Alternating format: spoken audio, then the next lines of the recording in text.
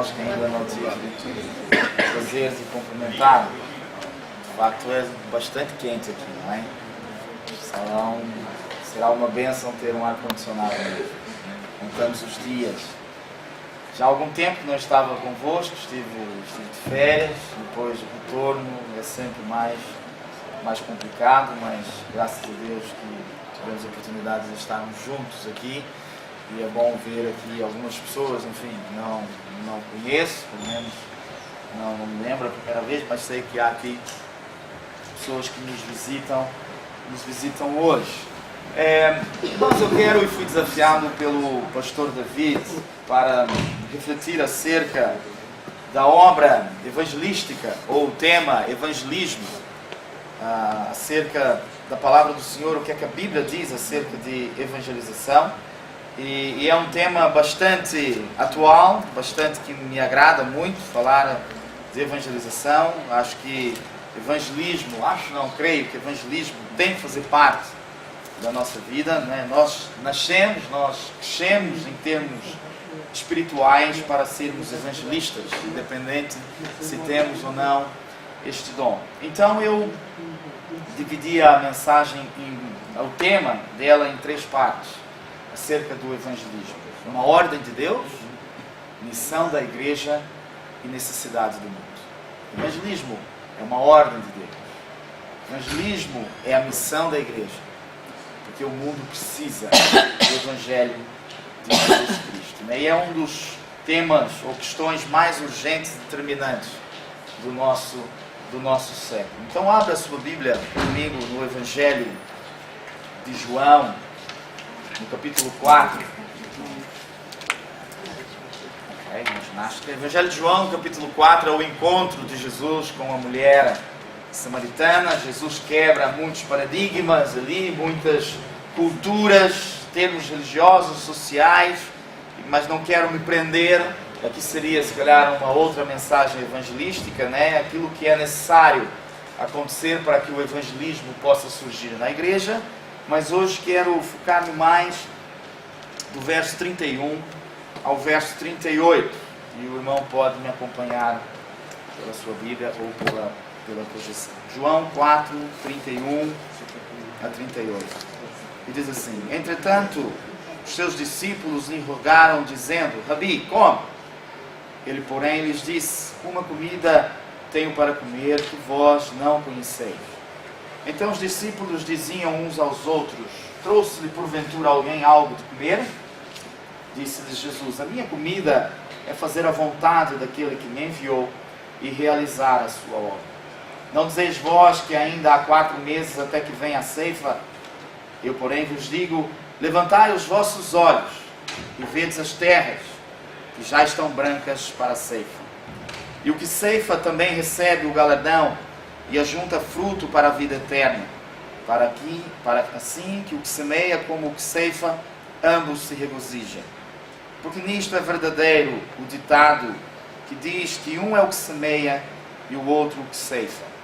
Eu vos enviei a ceifar onde não trabalhastes, outros trabalharam e vós entrastes no seu trabalho. Até aqui a palavra do Senhor. Como eu dizia atrás, evangelismo é a questão, diria eu, mais determinante hoje dos nossos dias e que afeta as nossas igrejas. Somos igreja de Cristo para evangelizar. O alvo da igreja é a evangelização. Por isso que evangelismo parte desta visão de Deus, parte sendo uma missão da igreja, parte como necessidade do mundo. Em 1974, um grupo a liderança cristã evangélica no mundo resolveu pensar acerca dos alvos que a igreja deveria ter no século XX, entrando para o século XXI. E em 1974, na cidade de Lausanne, na Suíça, surgiu um congresso missionário que hoje é conhecido. Deste congresso surgiu o Pacto de Lausanne, que de 4 em 4 anos a liderança da igreja em termos mundiais se reúne para traçar as metas, para ver em que estado estão neste momento atingindo os alvos. E como evangelismo eles definiram a seguinte doutrina da igreja. Evangelismo é o propósito de Deus, e o propósito de Deus é o evangelho todo, para todo mundo, para todo ser humano. Evangelismo é o desejo de Deus, tem como propósito atingir o mundo, para todo mundo, para todo ser humano. Então, evangelismo é a visão de Deus. Evangelismo é a nossa missão, evangelismo é a necessidade do mundo. Então, se é a visão de Deus, se é a nossa missão e se é a necessidade do mundo, que há de necessário para que a Igreja de Cristo, não importa o número, possa cumprir este objetivo. De obedecer a visão de Deus, de obedecer o propósito de Deus para a Igreja, para atingir o alvo, que é o mundo. 3 coisas quero falar convosco que este texto nos ensina. Primeiro, visão. Para que o evangelismo aconteça, temos que ter visão. Segundo, tem que haver paixão. Temos que ser apaixonados pelas almas perdidas. Terceiro, tem que haver compromisso. Se não houver visão, se não houver paixão, se não houver compromisso, a evangelização não vai acontecer. Eu parto do princípio, irmãos, que todos nós tenhamos esta consciência que evangelização ou evangelismo não é um programa da igreja. Não faz parte de um departamento da igreja. Não faz parte de alguém que é conhecido como evangelista da igreja.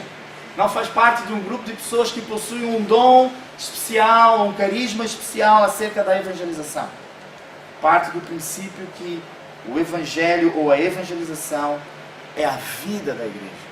É um estilo de vida, é um modo de viver. Podemos ter departamentos de evangelismo, podemos ter evangelistas, podemos ter os programas, os métodos de evangelização, contudo, isto não nos dá o direito de não participarmos ou investirmos neste ministério da evangelização.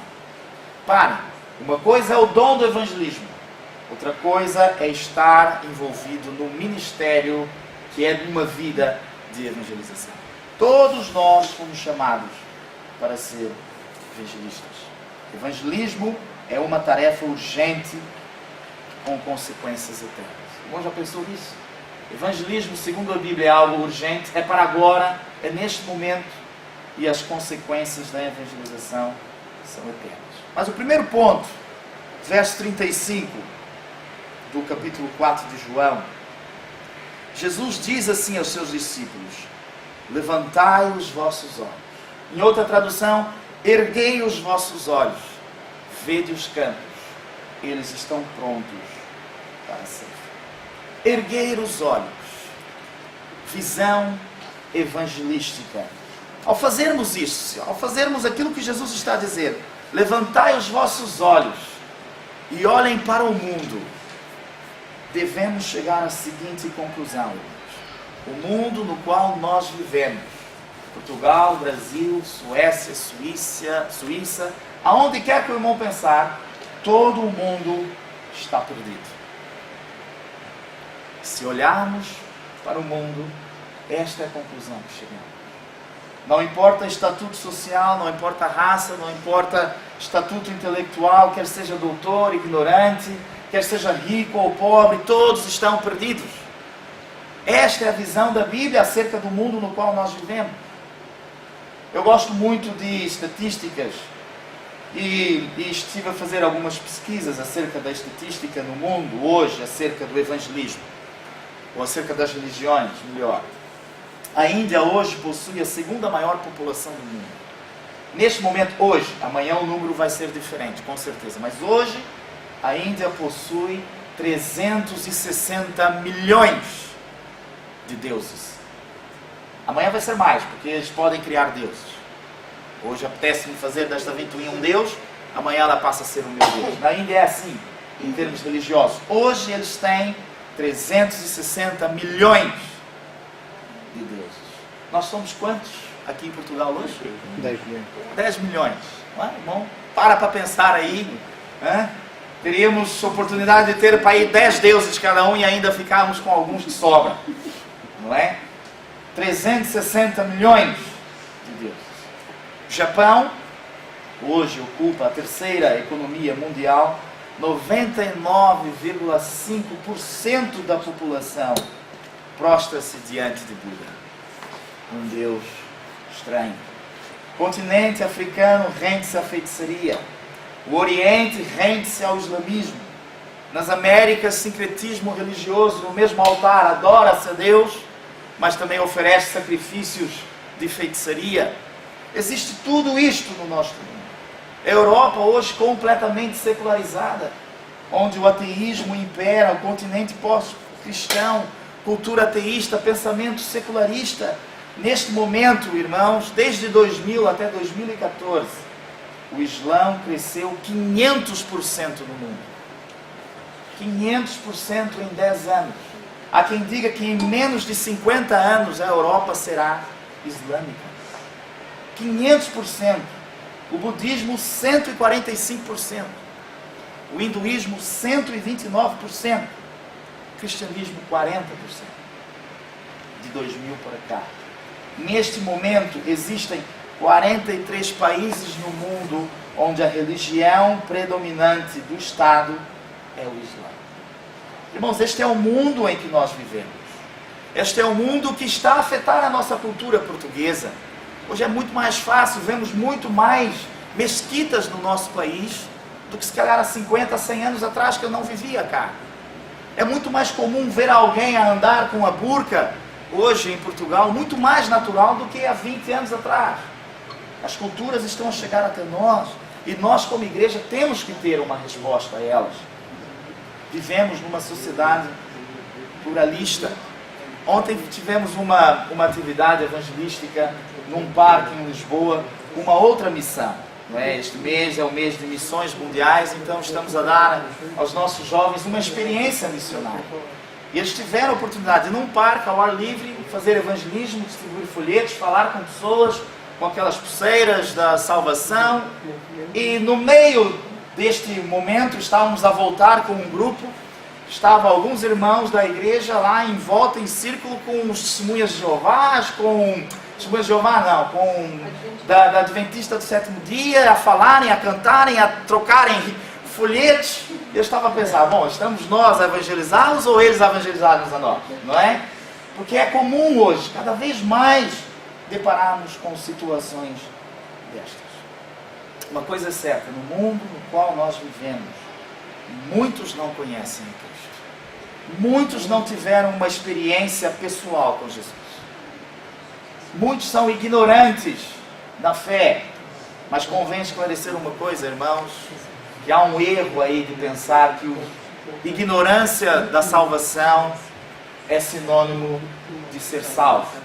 A Bíblia nunca diz que aquele que nunca ouviu falar de Cristo, que ele vai ser salvo pela sua ignorância. A Bíblia diz que uma pessoa que morre na sua impiedade, ela morre como ímpio, condenado a sempre. Porém, uma coisa também convém esclarecer: o sangue ou a vida desta pessoa será cobrada da igreja de Cristo. E nós somos este povo no qual teremos que responder perante Deus. Erguei os vossos olhos.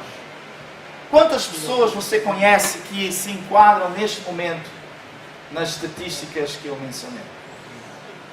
Quantas que neste momento pensam na carreira em que vão ter a seguir, no emprego que vão direcionar a vossa vida, pensam na família que vão construir, pensam na casa, em quantos cômodos, em quantas salas ela terá, pensa no modelo do carro, pensa na esposa, nos filhos, mas não pensam na vida após a morte. Quantas pessoas pensam em tantas coisas e neste momento não pensa, se morrer, o que irá acontecer? Erguer os vossos olhos e ver as terras prontas para a ceifa. Enquanto não tomarmos consciência que o mundo está perdido e encararmos a evangelização não como um programa mensal ou anual, ou um departamento, mas sim como uma necessidade, irmãos, a evangelização não vai acontecer. Por isso, o primeiro ponto, ou o primeiro princípio da igreja que quer evangelizar, ela tem que ter esta visão acerca da evangelização. Há uma necessidade de evangelismo. Não é novo. Jesus disse há mais de 2000 anos atrás: ide por todo o mundo e pregai o evangelho. Ide por todo o mundo e fazei discípulos de todas as nações, batizando-os em nome do Pai, do Filho e do Espírito Santo.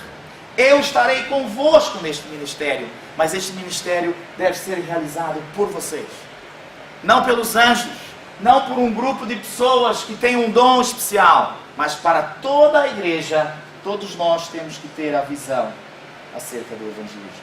Segundo, além da visão, é necessário paixão pela obra evangelística.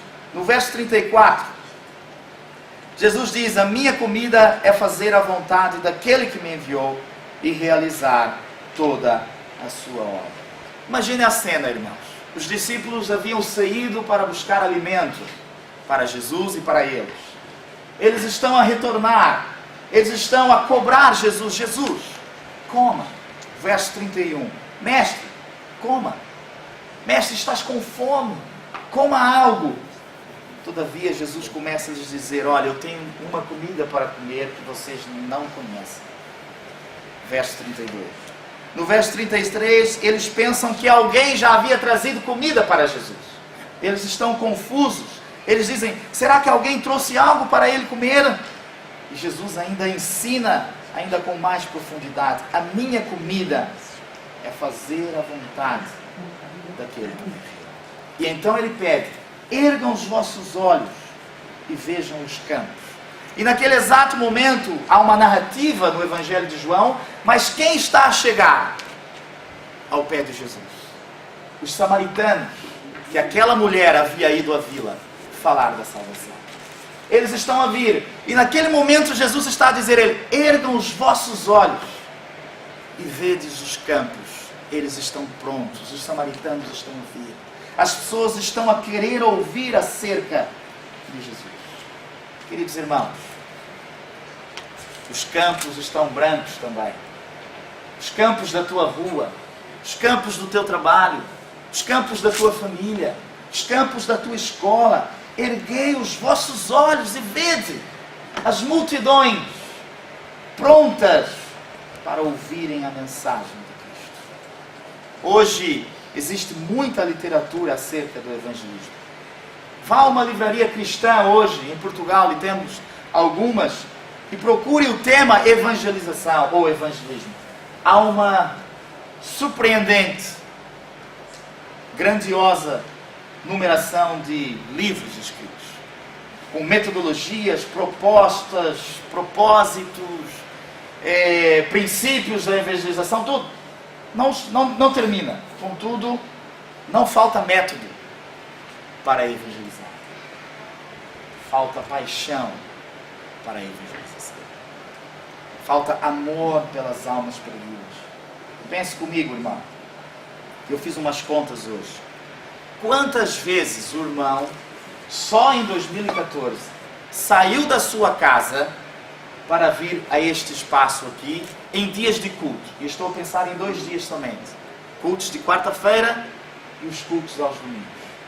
Quantas vezes o irmão saiu? Se o irmão não faltou nenhum, se o irmão tem sido aquele crente assíduo, você neste momento, a contar com o dia de hoje, esteve presente, sabe quantas vezes? 45 vezes aqui neste lugar. Por 45 vezes, somente neste ano, o irmão saiu da sua casa e veio aqui a este lugar louvar, adorar o nome de Deus. Que pensa? Agora, quantas vezes o irmão saiu da sua casa, atravessou a rua, bateu na porta do seu vizinho, falou com o seu colega de trabalho, falou no café com o seu amigo, falou com o seu familiar acerca de Cristo? Quantas vezes neste ano o irmão fez isso? Interessante pensar nisto. Adorar a Deus não é somente vir ao culto. Nosso ministério não é só adoração. O nosso ministério não é só servirmos e edificarmos uns aos outros. O nosso ministério, se podemos chamar de principal, é com a necessidade do mundo perdido. Quantas vezes falamos de Cristo? Quantas vezes a salvação foi falada através dos nossos lábios? Você nesse momento pode se considerar um religioso, que vem ao culto, que participa das reuniões, um servo, mas se não partilhar o Evangelho, tem que definir o conceito de servo de Jesus Cristo. Muitas pessoas, irmãos, já confrontaram com a seguinte questão, e se calhar o irmão já pensou, e eu inclusive já pensei. Onde é que estão as grandes conversões do livro dos Atos dos Apóstolos dos nossos dias? Onde é que estão, por meio de uma pregação, 3.000 almas num dia? 20 dias depois, 5.000 almas convertendo-se ao Senhor. Onde é que estão estas conversões? Será que o poder de Deus era maior do que nós temos hoje? Não está nada no poder de Deus, irmãos. Creio que as diferenças poderão ser muitas, e há muitas.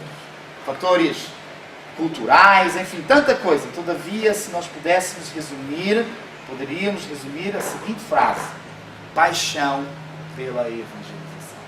Aqueles homens no livro dos Atos dizem que mesmo em perseguição, por onde quer que eles iam, o que é que eles faziam? Anunciavam o Evangelho. Anunciavam o Evangelho. Hoje, por me doer a cabeça, ou por aquele irmão não me abraçar, ou por o pastor dizer lá uma palavra que eu não gostei, fechei minha Bíblia, não quero saber mais nada disso, isto não tem nada a ver comigo, não quero mais saber de igreja nenhuma. E o reino, e a obra, e o chamado, fica-se para depois. Ser cristão, irmãos, é ter paixão pela obra evangelística. John Knox, um dos grandes teólogos da Inglaterra, orava diariamente. Sabe o quê? Dá-me a Escócia, senão eu morro. Parafraseando a oração de Rebeca, dá-me filhos, senão eu morro. Quantos de nós já oramos assim? Deus, dá-nos, não é Montijo, Deus, dá-nos Portugal, porque se nós não morremos, se nós morremos. Dá-nos Portugal, dá-nos essa nação.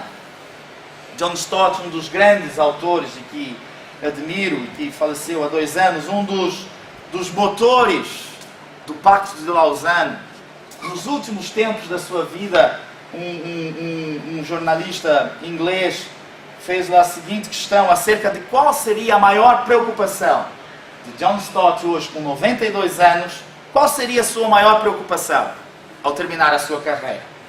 E ele disse as seguintes frases que eu vou ler: a maior preocupação que tenho hoje ao terminar a minha carreira não está principalmente nas almas perdidas, mas sim na indiferença da igreja face às almas perdidas. Irmãos, quando eu li isto tocou-me profundamente. Porque John Stott foi um homem evangelista.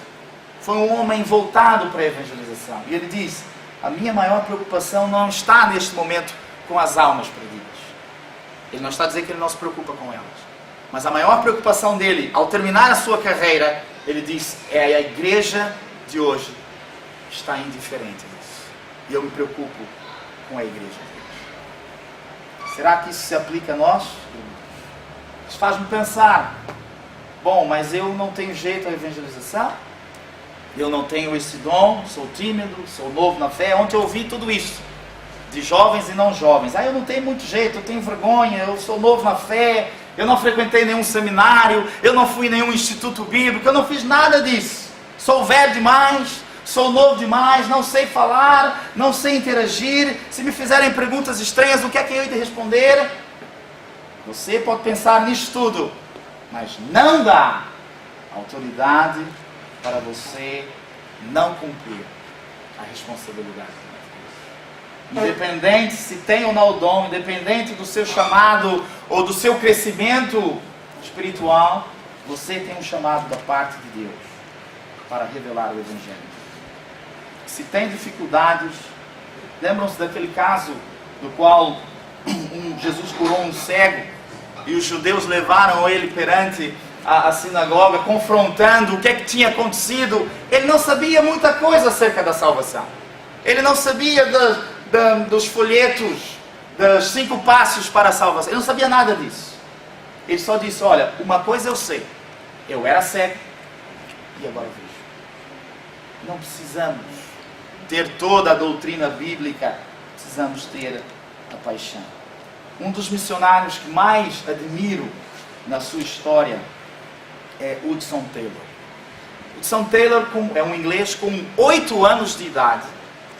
Ele sentiu um chamado da parte de Deus para ser missionário na China. 8 anos de idade. Ele começou a estudar acerca das dificuldades do povo chinês e chegou à conclusão que a maior dificuldade na China, naquele tempo, século XIX, era na área da medicina. Com 8 anos ele decidiu no seu coração que iria ser médico, porque ele queria ser missionário na China. Fez a sua faculdade, terminou, tirou a sua licenciatura, foi para a China como médico, mas também como missionário. E há muitos testemunhos de Hudson Taylor durante toda a sua obra. E um dos testemunhos de um livro chamado Vida e Obra de Hudson Taylor, ele escreve relatando um bom testemunho extraordinário. Ele diz assim, olha, durante 5 meses naquele leprosário na China, via aquele homem em fase terminal de lepra, já cego, surdo, impossibilitado de falar devido ao avanço da doença em sua língua. Ou seja, a língua se calhar já estava a satisfazer toda. Com o toco dos dedos, já não havia dedo, era só os toquinhos, ou os cotocos, não sei como é que chamam cá. Como é que chamam cá? Coto, ok. O cotozinho do dedo. Ele diz que todos os dias em que Hudson Taylor entrava naquele salão, todas as vezes ele com grande dificuldade, com seus cotovelos já a satisfazerem também, colocava-se na posição de sentado na cama e fazia o seguinte gesto, sem ver, sem falar, sem ouvir a Hudson Taylor.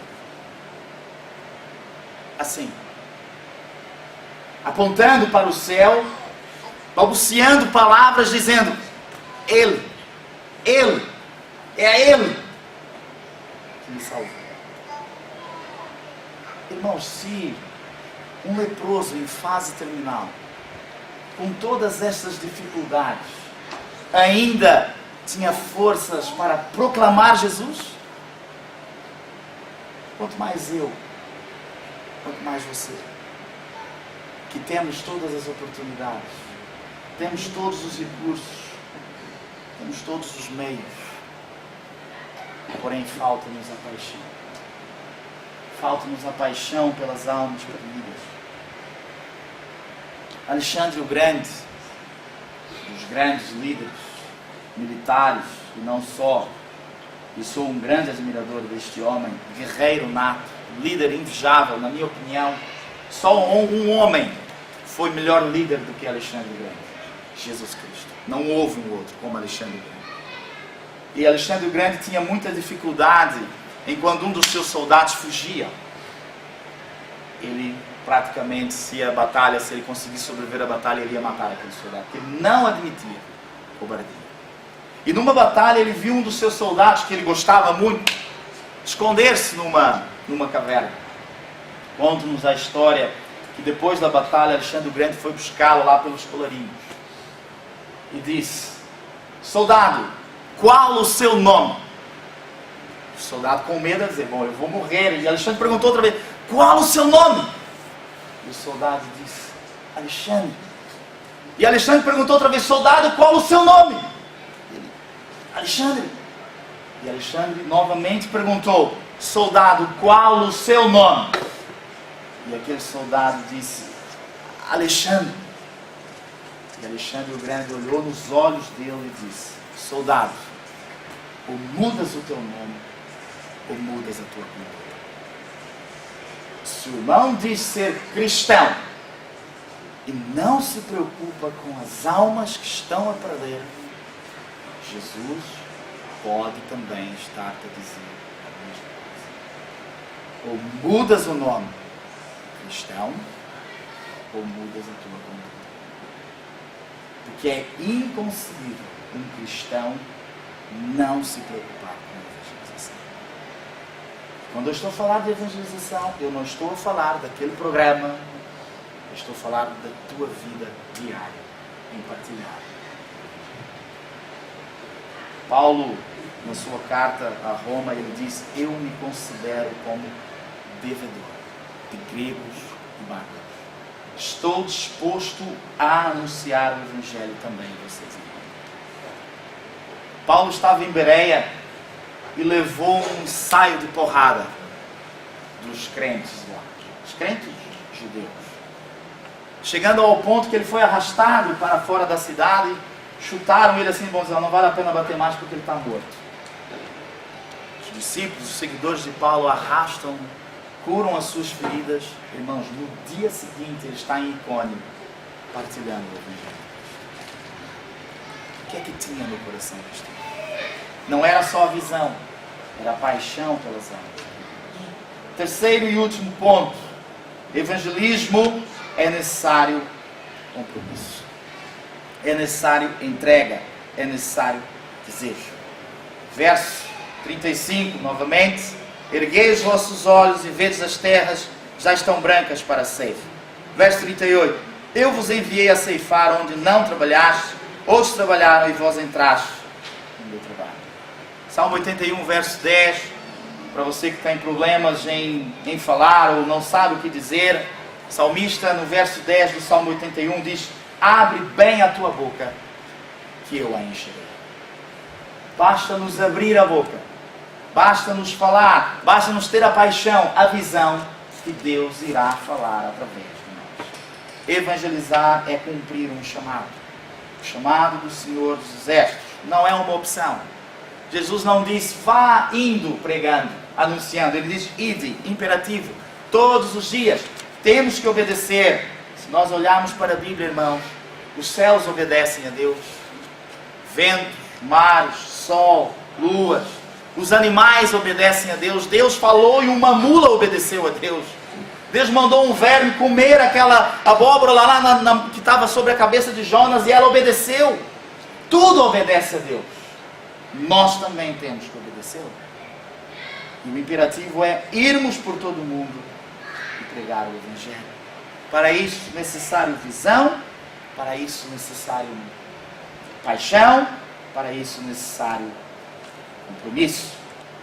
É um chamado intransferível. Não existe nenhuma instituição no mundo, por mais bela que ela seja, por mais filantrópica que ela seja, não existe nenhuma instituição no mundo com a capacidade de salvar o pecador, como a Igreja de Jesus, como nós temos aqui em Montes. Por isso, visão, paixão, compromisso com a voz de Deus, compromisso com o chamado de Deus, compromisso com esse chamado intransferível neste tempo. A Bíblia nos diz que devemos pregar a tempo e fora de tempo. A Bíblia nos diz que hoje é o dia aceitável do Senhor. A salvação é urgente. Porque hoje, em 14 anos, o islamismo cresceu 500%. O budismo, 145%. O hinduísmo, 129%. E nós crescemos somente 40%. Este mundo, a cada momento, estão pessoas a morrer. Se calhar neste tempo em que passamos aqui, nesta hora e meia, muitas pessoas morreram no mundo sem conhecer Cristo. E eu tenho essa boa notícia, o irmão também tem essa boa notícia, que pode resgatar uma vida da morte para a vida eterna com Deus. Não podemos nos calar. Imagine só que hoje você, ao sair daqui, recebe um telefonema na sua casa. O irmão Fernando vai receber o telefonema da vizinha dele e diz: olha, Fernando, venha cá urgente à minha casa, porque o meu marido está a morrer, porém ele diz que antes de partir ele precisa falar com o Fernando. O que é que o Fernando ia fazer? Se calhar nem ia terminar, acabar o culto agora, pegava a sua chave e ia já. Porém o Fernando está a chegar na porta da casa daquela senhora. Ela vem com um ar triste a dizer: Fernando, desculpa, mas o irmão já veio tarde. Ele acabou de morrer. Qual é o sentimento no seu coração? Culpa, desolação, tristeza, não é? Pensar em dizer, eu poderia ter feito mais. Sabe, irmãos, isso é uma história, Deus queira que não aconteça, mas pode acontecer comigo, com o Fernando, com o Mário, com cada um de nós aqui. Muitas pessoas que nós amamos poderão morrer em pouco tempo sem conhecer Cristo. Segundo a Bíblia, o destino desta alma é o inferno, é a condenação. E está nas tuas mãos o meio para mudar isto. Como? Palavra. Ter a visão deste mundo perdido. Ter a paixão por esta alma que está em perdição. Ter o compromisso com a obra evangelística. Qual foi a última vez que o irmão entregou um folheto? Qual foi a última vez que o irmão entrou num táxi e falou de Jesus ao motorista? Qual foi a última vez que o irmão fez uma viagem de autocarro ou de avião e falou da salvação à pessoa que andou 1, 2, 10, 20 horas ao seu lado? Qual foi a última vez que você falou de Jesus a um amigo, a um familiar, ao seu colega de trabalho? Se calhar muitos aqui nem sequer se lembram quando foi esta última vez. Mas, se calhar você se lembra muito bem qual foi a última oportunidade que teve para o fazer e não fez.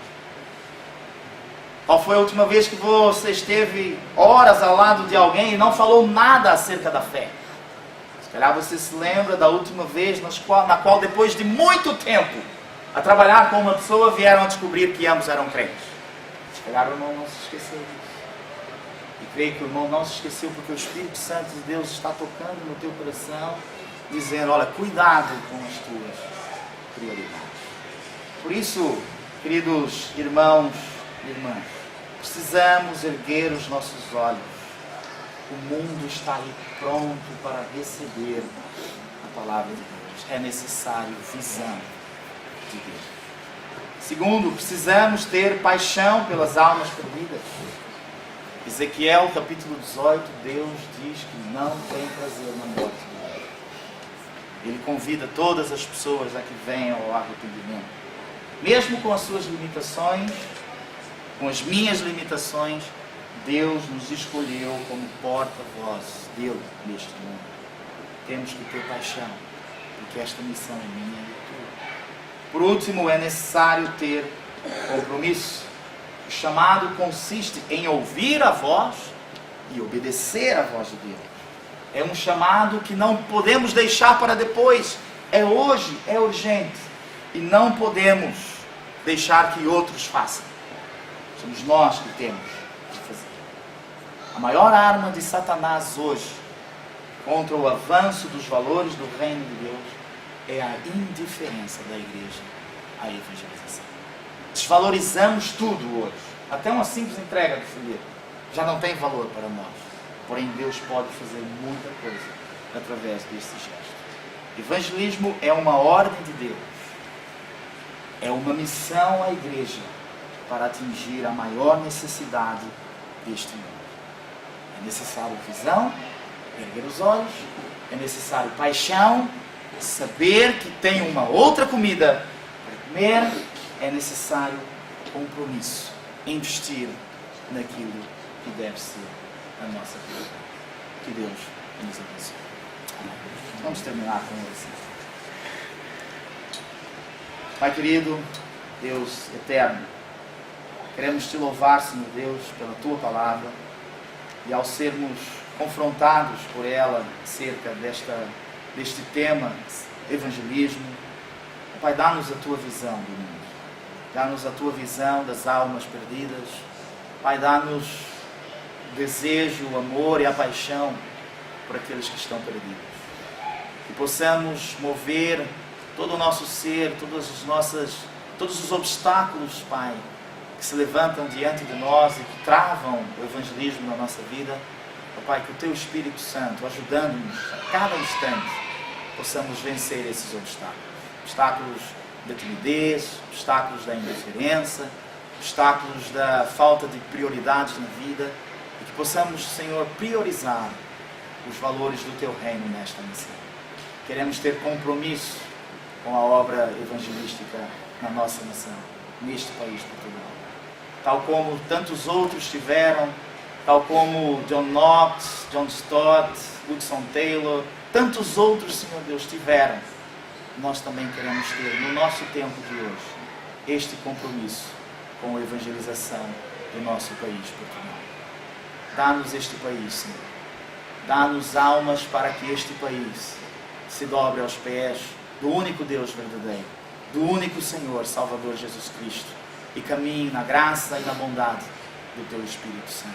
Usa as nossas vidas, mesmo imperfeitas, para a glória e para o louvor do Teu nome. Em nome de Jesus. Amém. Amém.